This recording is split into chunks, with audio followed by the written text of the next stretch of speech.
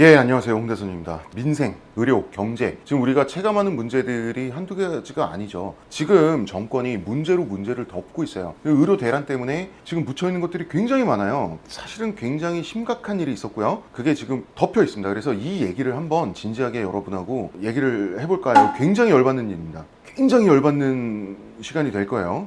오늘 이야기는 여러분 눈치채셨는지 모르겠지만 제가 그 밀덕 성향이 조금 있습니다. 이 국방 관련 이야기를 할 건데요. 북한이 언제 망할지 모릅니다. 우리가 한반도 안에서 외국군과 아마도 높은 확률로 중국군과 싸우게 될 수 있는 그런 가능성이 없지 않기 때문에, 그것도 빠른 시간 내에 그런 일이 벌어질 수 있기 때문에 국방은 굉장히 중요한데요. 세계에 전투기 생산할 수 있는 나라 얼마 없죠. 이제 우리나라도 그 반열에 들었습니다.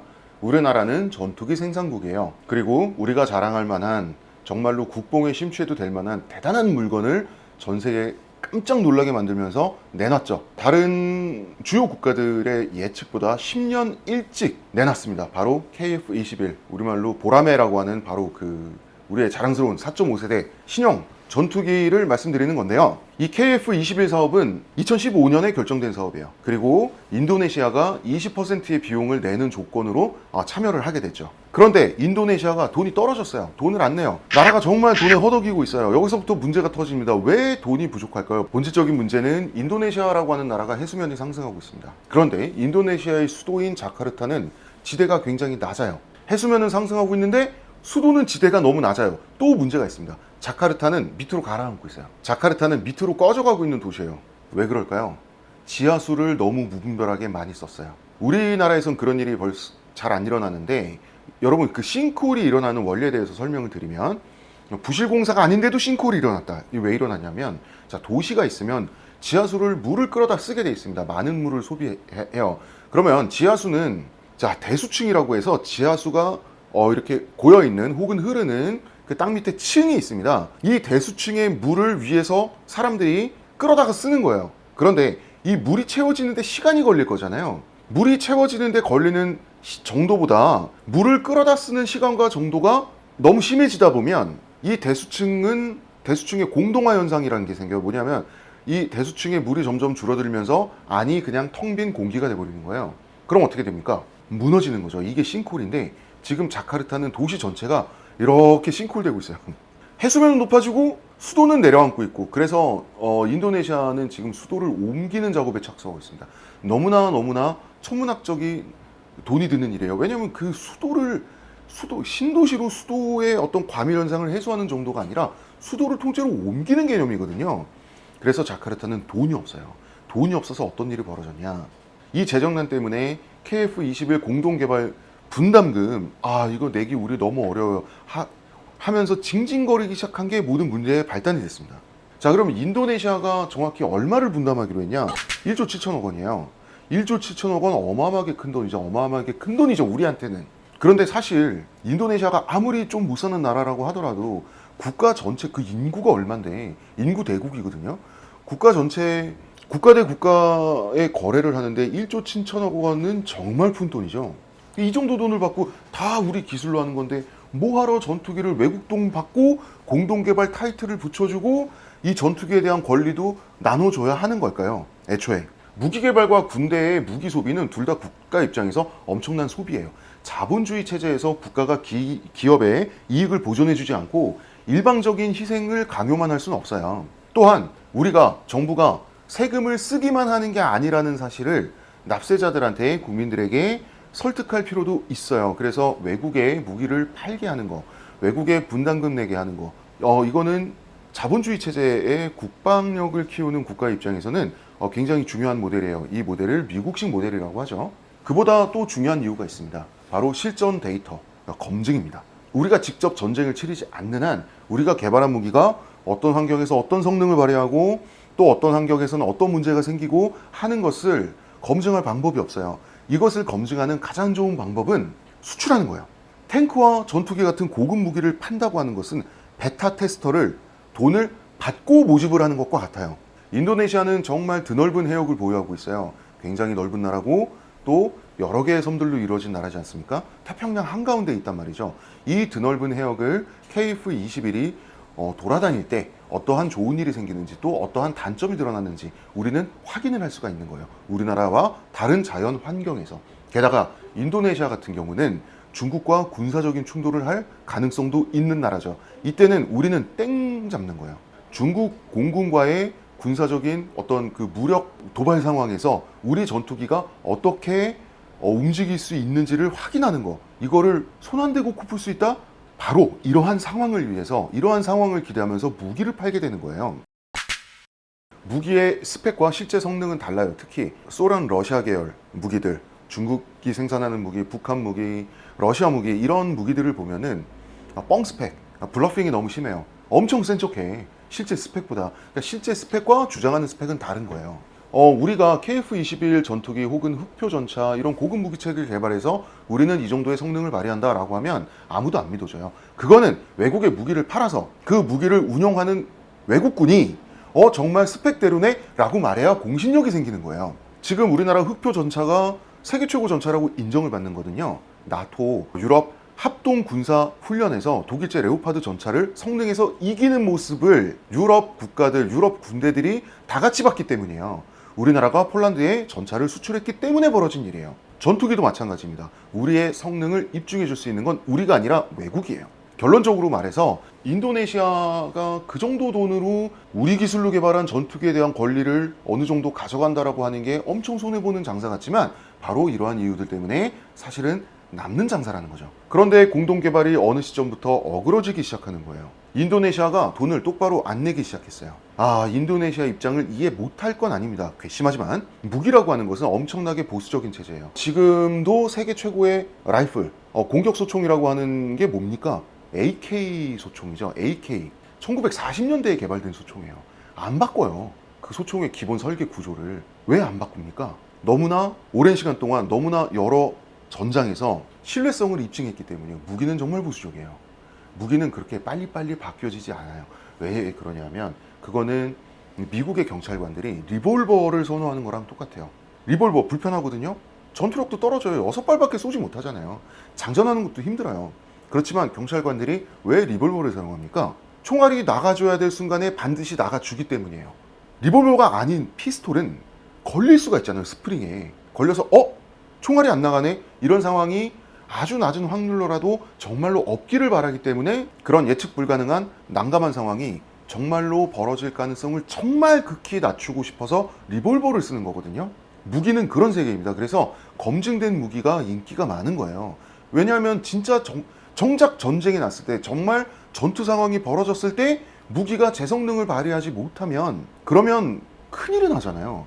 그래서 내가 내 돈을 내고 기술을 가진 외국과 내 돈을 묻어서 박아서 좋은 무기가 나와줄 거라고 기대하는 것은 둘 중에 하나예요. 쪽박 아니면 잘 되면 대박. 그러면 인도네시아는 우리 사업에 끼어들게 된 시점에서 대박 아니면 쪽박이 예정돼 있었다라는 얘기예요. 인도네시아도 도박을 한 거죠.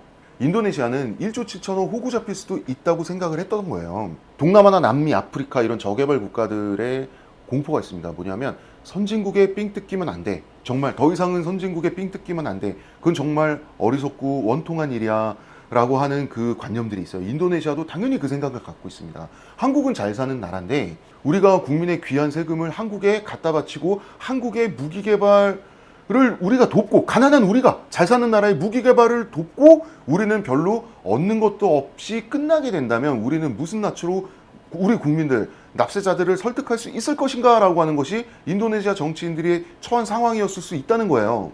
KF-21이 성공만 하면 분담금 그거 진짜 푼돈, 국가 단위의 푼돈을 내고 4.5세대 전투기를 가지게 되는 거예요. 말도 안 되는 대박을 치는 거예요. 다만 우리나라가 검증이 안 된 신제품을 우리나라 최초로 내놓는 거다 보니 그 리스크도 함께 하자. 잘 되면 대박이지만 하이 리스크 하이 리턴이다 라고 하는 게 원래 인도네시아와 우리나라의 어떤 그 계약이었던 거죠. 그리고 인도네시아 정치인들은 왜 분담금을 똑바로 안 내고 계속 연체를 했을까요?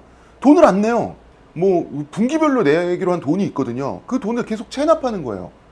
뭐 3천억 원씩 들어와야 될 게 뭐 어떨 때 뭐 200억도 뭐 이렇게 넣었다가 뭐 한 800억 원도 이렇게 넣었다가 어떨 땐 돈 없으니까 봐달라고 했다가 왜 그럴까요? 왜 그랬냐면 돈을 똑바로 다 냈는데 결과가 쪽박이 되면 그 인도네시아 정치는 걔네도 투표를 하는 나라고 정권이 교체되는 나라인데 국민들한테 뭐라 그럴 거예요. 그런데 또 한편으로는 돈을 안 내요. 돈을 안 내서 우리나라에 잘렸어. 아 그래 우리 혼자 개발할게. 넌 빠져. 이게 돼버리면 만약에 4.5세대 전투기가 나왔는데 그럴듯한 물건이 나와버리면 그러면 또 국민들한테 정치인들이 뭐라고 설명할 거예요. 그러니까 돈을 찔끔찔끔 내면서 전투기 개발이 좀 못난 제품이 나왔다라고 하면은 국민들한테 그러면 또 우리 그래서 돈 비적비적 내고 이랬으니까 우리 돈 그렇게 삥 많이 안 뜯겼어. 이 핑계거리를 만들어 둔 거고, 만약에 전투기 사업이 우리가 정말 청사진을 그리는 것대로 잘 됐으면, 결과적으로는 잘 됐죠. 이렇게 잘 될 경우에는, 그리고 우리가 연체를 한 거지 분담금을 조금이라도 안 낸 건 아니잖아. 전투기 내놔 이렇게 말할 핑계거리를 미리 만들어 둔 거예요. 그리고 인도네시아 정치인들은 우리가 기술 개발에 들어가는 돈은 20%만 내지만 기술 전수는 100% 받기로 했어 라고 또 국민들한테 선전을 했어요. 맞는 말일까요? 맞기도 하고 틀리기도 하죠. 왜냐하면 100%라고 하는 것은 설계도면 한 장도, 물론 한 장이 아니라 여러 장이겠지만 설계도도 어떤 관점에서는 설계도만으로도 100% 기술 이전이라고 말할 수가 있는 것이고, 어떻게 보면 그 전투기를 만들어낼 수 있는 모든 산업 역량의 그 총체, 그 전부를 합쳐서 100%라고 말할 수도 있는 거니까 이거는 얼마든지 말장난을 할 수 있는 거예요. 어차피 인도네시아가 기술을 100% 전수받는다고 하더라도 그 기술을 가지고, 전수받은 기술을 가지고 전투기를 생산해낼 수 있는 기술적인 역량, 그 산업 인프라는 존재하지 않는 거예요. 근데 문제는 이겁니다. 인도네시아는 이미 우리에게 신용을 잃었어요. 너무 하는 짓이 양아치 같잖아요. 그러면 전 세계에 단 몇 개국만 제작 가능한 전투기 제작 기술을 다른 나라에 돈 받고 팔지 않으리라는 보장이 어딨냐는 거예요. 이미 지금까지 인도네시아가 보여준 행동에 비춰봤을 때 우리가 바로 이거에 머리가 지끈지끈하고 아파야 되는 거거든요. 자, 인도네시아 그럼 얼마를 체납했냐? 작년까지 체납액이 8천억 원이 넘어요. 장난치나. 언제든지 사업에서 빠질 수도 있고, 우리 사업에 계속 함께 했잖아, 전투기 내놔라고 말할 수 있을 만큼 본인들 생각에 찔끔찔끔 돈을 이렇게 찔러놓고 있었던 거예요. 짜증나게. 그러니까 이런 시장통 무슨 그 야바이 같은 짓에 우리가 끌려다닌 거 우리 굉장히 분노해야 돼요, 스스로. 계속 돈을 안 주려고 그러다가 인도네시아는 어떤 제안까지 했냐면, 우리 돈이 아니라 현물로 납부하면 안 될까요? 이런 말을 했어요. 무슨 말일까요? 일단 우리가 돈을 1,000억 원을 그중에서 또 1,000억 원을 또 깎아준 상태에서 현물로 납부하면 안 될까요? 이런 말이 나왔거든요. 그 현물이란 건 말 그대로 농산물 같은 걸 말해요. 닭, 생선 같은 식재료로 내면 안 됩니까? 이렇게 물어본 거예요. 정확히는 파묘, 식물성 파묘 있죠? 식용유로 대신 납부를 해보겠습니다 라는 얘기를, 어처구니 없는 얘기를 한 거죠. 그럼 말이 되냐? 말이 아주 안 되잖아요. 왜냐하면 그 전례가 있어요. 태국이 스웨덴의 4.5세대 전투기 6대를 구입을 하면서 결제를 닭으로 한 적이 있어요. 닭 8천만 마리로 결제를 했습니다. 그리고 우리나라도 K9 자주포를 노르웨이에 팔 때 노르웨이산 고등어로 결제를 받은 적이 있어요. 그래서 우리나라가 노르웨이산 고등어가 전 세계에서 제일 싸게 먹을 수 있는 나라가 우리나라예요. 엄청 싸고 맛있죠. 그거는 우리나라 정부가 대금을 고등어로 받았기 때문에 우리나라가 싼 거예요. 그거 영원히 그렇게 싸지 않습니다. 여러분, 노르웨이 고등어 사라지기 전에 많이 드세요. 자, 그러면 그럼 우리도 식물성 파묘로 받을 수 있는 거 아닌가 라고 생각할 수 있겠지만 그럴 수 없어요. 왜냐하면 스웨덴이랑 우리나라가 돈 받고 판 거는 완제품이잖아요. 현물을 받고 판 건 완제품이에요. 완제품은 그렇게 팔 수 있어요. 왜냐하면 그 현물에 해당하는 돈의 값어치가 그대로 있으니까. 그런데 전투기라는 물건을 만들면서 그 공동 개발자로서의 권리와 그 기술까지도 식용유로 결제하겠다? 이거는 말이 안 되는 겁니다. 들어줄 가치도 없는 제안이죠. 그래서 우리는 당연히 거절했어요. 그런데 인도네시아가 하도 바삭가랑이를 붙잡고 징징거리고 또 징징거리니까 오케이, 알았어. 현물 받을게. 단 30%만. 그리고 그 현물은 식용유는 말도 안 되고 석유, 천연가스, 고무로 받겠다. 자, 이 재료들은 산업의 재료들이고요. 석유, 천연가스, 고무는 그대로 달러로 전환될 수 있는 거의 화폐나 마찬가지인 어떤 그 산업의 쌀 같은 원자재들이잖아요. 그렇기 때문에 우리는 그런 역제안을 했었던 것이고요. 그것도 인도네시아는 오케이를 했습니다. 이렇게 현물 30% 오케이, 이렇게 타결된 것이 2021년입니다. 우리가 봐주다 못해 굉장히 많이 봐줬죠. 자, 그럼 이제 우리가 인도네시아 많이 봐주고 돈도 1,000억 원 깎아주고 현물도 받기로 해주고, 자, 그럼 인도네시아는 이때부터 돈을 내면 되는데 또 돈을 안 내요. 또 체납을 합니다. 그리고 나서 2022년에 사건이 터집니다. 어떤 사건이냐?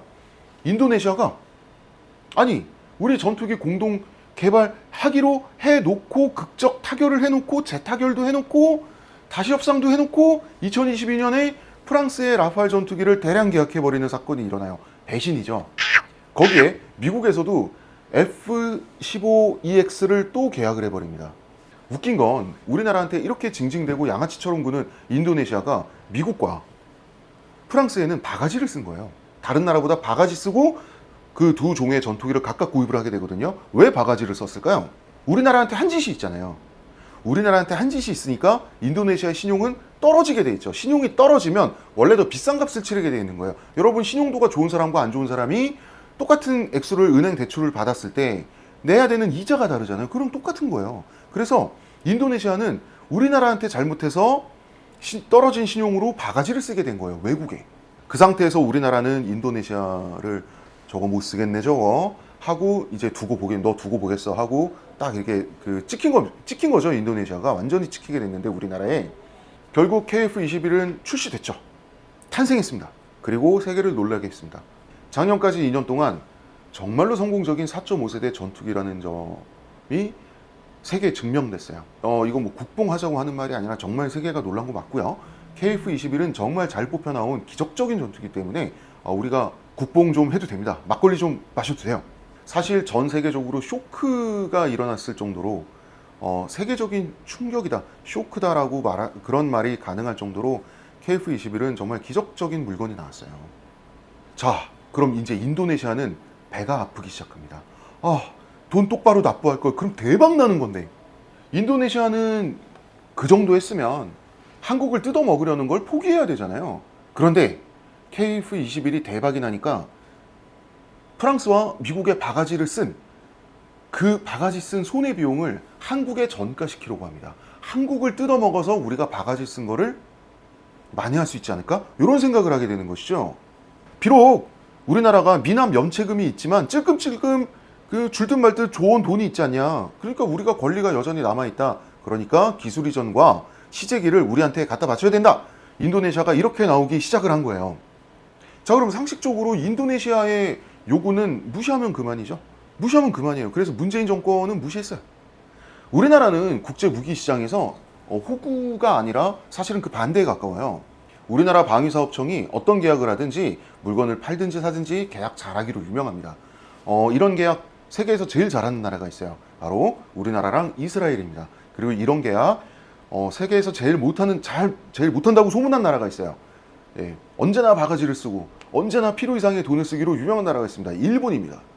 그러니까 우리나라는 원래 국제 무기 시장에서 만만한 상대가 아니에요. 원래는. 인도네시아가 그런 우리나라에 엉겨붙기 시작합니다. 왜 그래요? 좀 사정 좀 봐줘. 이렇게 나올 거야? 이렇게 빡빡하게 나올 거야? 돈은 내면 되잖아. 언제가 됐든. 10년이든 20년이든 갚으면 되잖아. 죽으란 전투기는 줘야 될 거 아니야. 이러면서 협상이 다시 재개가 됩니다. 그러면서 협상이 재개가 되면서 인도네시아 기술자들이 우리나라를 방문하게 돼요. 그리고 걸렸죠. 뭐가 걸렸냐. 이 기술자들이 KF-21 기술을 USB에 저장해서 숨겨가지고 인도네시아로 가려다가 우리한테 잡힌 거예요. 그게 바로 올해 2024년 2월에 있었던 사건입니다. 인도네시아 우리나라한테 잘못 너무 많이 하고 있죠 지금. 여기서 인도네시아는 또 뻔뻔하게 큰 소리를 치게 됩니다. 어떤 큰 소리를 치게 되냐. 옛날에 2011년에 어떤 일이 있었냐면 그때 우리나라에 왔던 인도네시아 그 고문단이 있어요. 인도네시아 고문단의 숙소에 호텔에 우리나라 국정원 요원이 잠입을 해서 인도네시아 고문단의 노트북을 훔치다가 걸린 사건이 있어요. 인도네시아가 큰 소리 치는 건 그거예요. 우리는 그런 일이 있었음에도 불구하고 T-50 전투기를 구매해줬다. 그런 게 그런데 니들은 어떻게 이런 식으로 나올 수가 있느냐. 서로 좀 훔치고 걸리고 그럴 수 있는 거지. 그건 그거고 계약은 계약이고 거래는 거래인데 뭐 그런 핑계를 대냐. 이런 핑계를 댔어요. 그러면 왠지 얼핏 들으면 인도네시아 말이 어느 정도 일리는 있는 것 같죠? 절대 아니에요. 그 이유를 말씀드릴게요. 자, 인도네시아는 전투기 기술이 있는 나라입니까? 없는 나라입니까?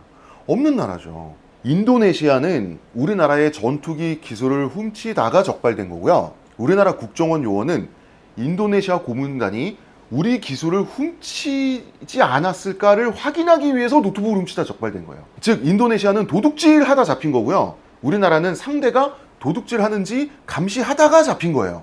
이 둘이 같습니까? 완전 다른 거죠. 우리는 훔치는 걸 확인하다가 잡힌 거고요. 저쪽은 훔치다가 잡힌 거예요. 이걸 가지고 동일선상에 놓고 인도네시아는 아 이거 쌤쌤이네 이랬던 거예요. 그리고 우리가 우리의 국익을 위해서 계약을 파토 내겠다는데 그건 우리 맘이죠. 그건 원래 우리 맘인 거예요.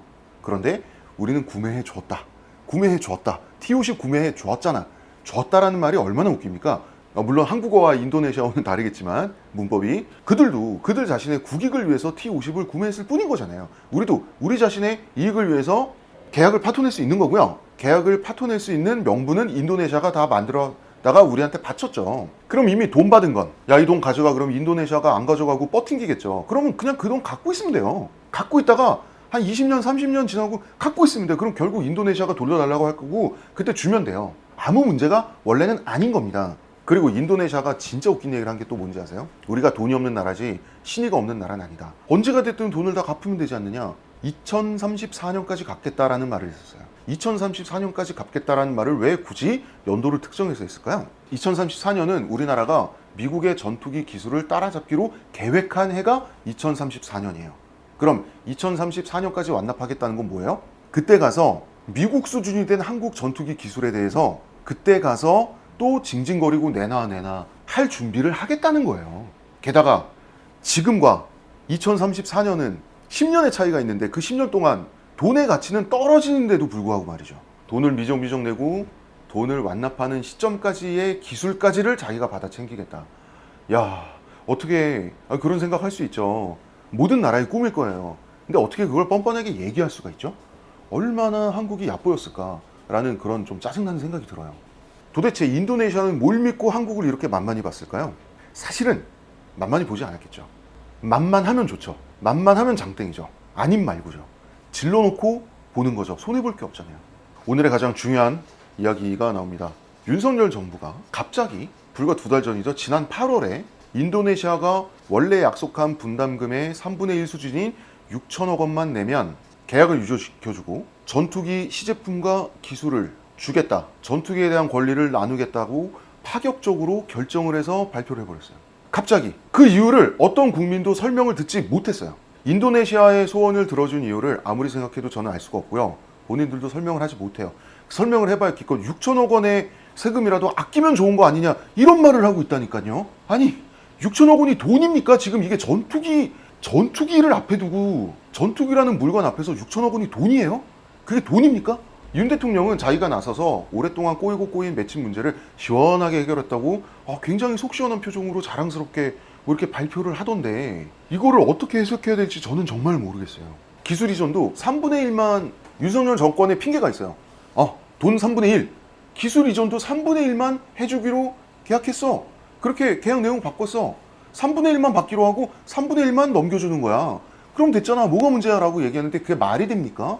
3분의 1이라는 범위가 뭐예요? 여러분 이렇게 두꺼운 책 한 권이 있다고 했을 때 이 책의 3분의 1은 뭡니까? 레 미제라블이라는 책이 있죠. 이 책을 3분의 1로 줄여서 어린이를 위한 명작 동화 장발장 이야기 이렇게 만들 수도 있는 거예요. 이 책을 3분의 1로 써머리 할 수도 있는 거고요. 이 책의 처음부터 딱 3분의 1까지만 줄줄 읽어줄 수도 있는 거예요. 그리고 이거를 아주 자세하게 정리해 줄 수도 있는 거고 분석해 줄 수도 있는 거예요. 3분의 1의 기준이 뭐예요? 전투기 한 대에 들어간 기술을 어떻게 세느냐에 따라서 그건 10만 개일 수도 있고 10억 개일 수도 있는 거예요. 전투기 기술이라는 건. 자, 생각해 보세요. 부품 하나하나가 다 기술이에요. 그리고 그 부품 하나하나가 각자 연결되는 방식 그 하나하나도 다 각자의 기술이라고 분류할 수 있는 거예요. 그리고 그 부품을 그리고 그 부품의 소재, 그것도 다 화학 기술이죠. 소재는. 그리고 물리학이 들어가고 디지털 기술이 들어가고 공기역학이 들어가고 거기 들어간 모든 학문적 요소도 다 기술이라고 할 수 있는 거예요. 그 어디서부터 어디까지를 기술이라고 할 거예요. 그 3분의 1이라는 말은 아무 말도 아니에요. 그리고 정말 위험한 말이에요. 인도네시아는 당연히 그 3분의 1에 해당하는 기술을 가장 핵심적인 기술 위주로 3분의 1, 이게 3분의 1이야 라고 요구할 거고요. 그리고 윤석열 정부는 그 3분의 1이라는 범위 안에서 도대체 뭘 얼마나 퍼줄지 우리는 도저히 알 수가 없는 겁니다. 그리고 다시 말하지만 인도네시아는 신뢰할 수 없는 상대잖아요.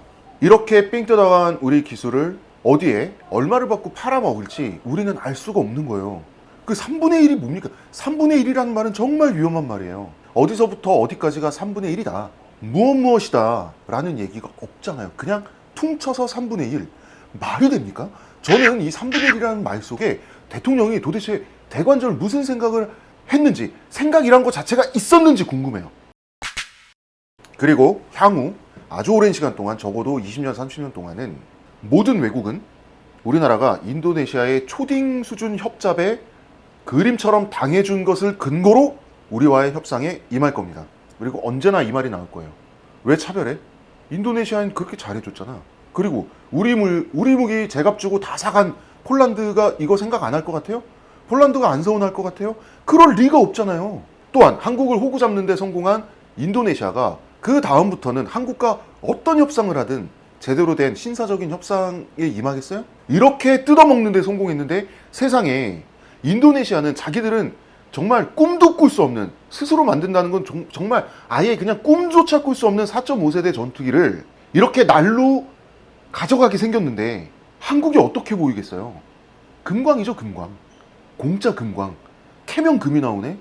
앞으로 어떻게 우리나라를 대할 것이며 다른 나라는 앞으로 이 사건을 계기로 어떻게 우리나라를 대할 것인가, 향후 수십 년 동안 이거에 대한 생각이 윤석열 대통령에게 있었는지 궁금합니다. 그리고 그 생각을 지금 하고 있을까요? 자기가 무엇을 했는지를 알까요? 한 국가가 전투기를 만들기 위해서는요, 그 국가의 각 분야의 산업의 역량이 정점에 올라 있어야 돼요.